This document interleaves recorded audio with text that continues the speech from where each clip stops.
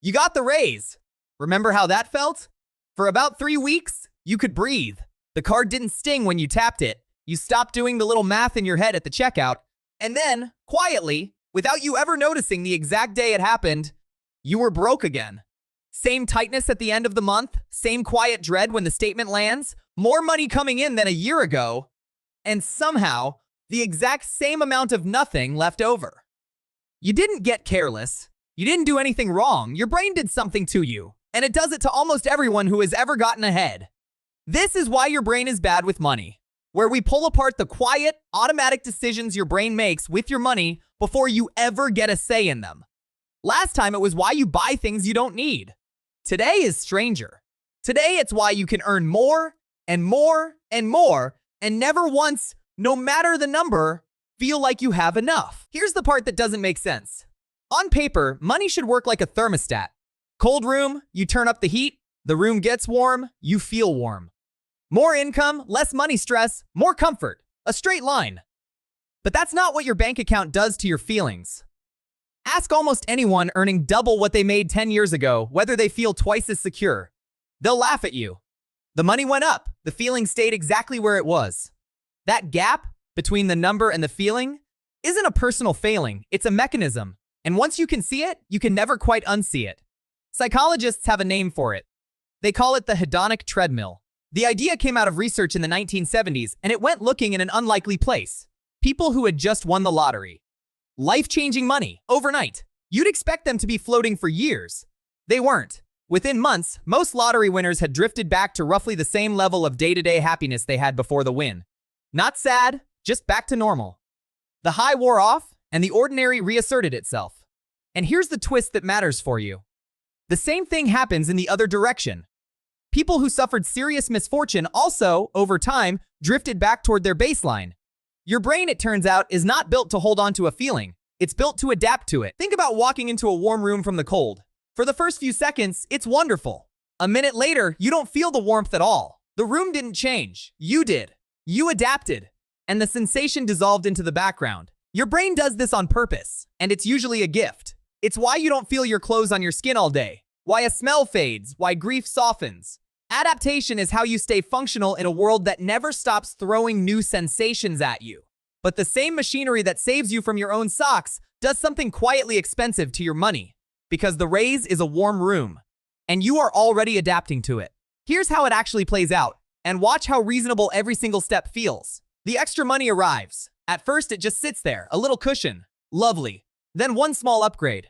The nicer groceries, because you've earned it. The slightly better phone plan. The subscription you'd been resisting. Each one is small. Each one is justified.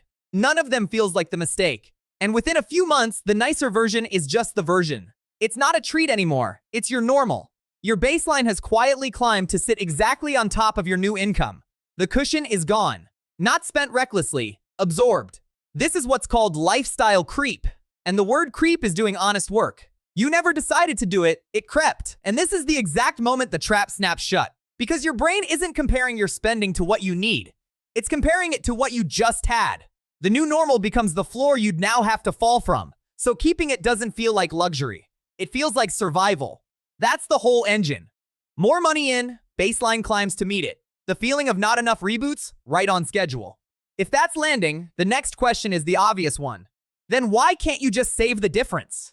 You know the raise is there. Why does the money slip away before it ever reaches the account you meant to grow? That's episode 3. Why your brain refuses to save money. And it's the missing half of this exact problem. Subscribe so the treadmill and the fix land in the same feed. Because on their own, each one only shows you half the machine. Now, back to why the feeling never lets up. There's a second gear on this treadmill. And it's the reason a raise can somehow make you feel worse. Your brain almost never measures money in absolute terms. It measures it relative to what you had before and to the people around you. And here's the cruel part. When your income rises, the people around you tend to change too. New job, new neighborhood, new feeds, new friends. Your reference point rises with your income. You climb a rung, and the whole ladder you're comparing yourself against rises to meet you. So you look up, and there's still someone one step ahead. There's always someone one step ahead. That's not bad luck. That's the design. Your sense of enough is anchored to a moving target that moves the moment you reach it. And underneath all of it is one more quiet mismatch. wired deep in the brain. The part of you that wants something and the part of you that enjoys having it are not the same system. Wanting is loud, forward-leaning, full of anticipation. Having is quiet, and it fades fast. So the raise you're chasing lights you up while it's still ahead of you. The moment it arrives, the wanting system goes looking for the next thing, and the having system, the one that was supposed to deliver the satisfaction, barely gets a word in before it adapts.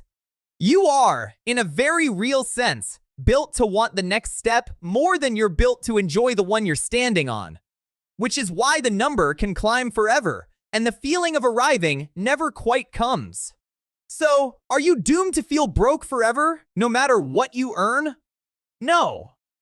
But notice what the actual problem was. It was never the size of the number.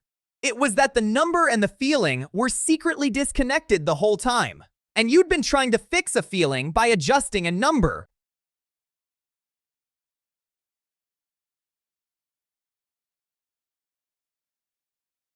The treadmill runs on autopilot.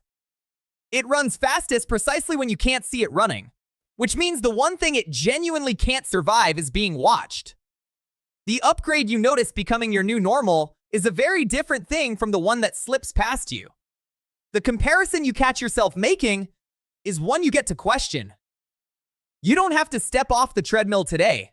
You just have to be able to feel it moving under you. That alone changes what enough is allowed to mean. You didn't do anything wrong. Your brain was just doing the one thing it's best at, adapting, in the one place where adapting quietly costs you. Now you can see it. And that's the part it never counted on. So I want to hear yours.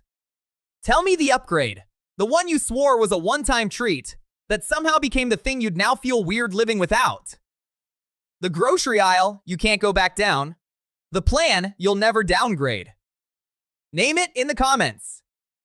I think half of you are about to realize you have the same one.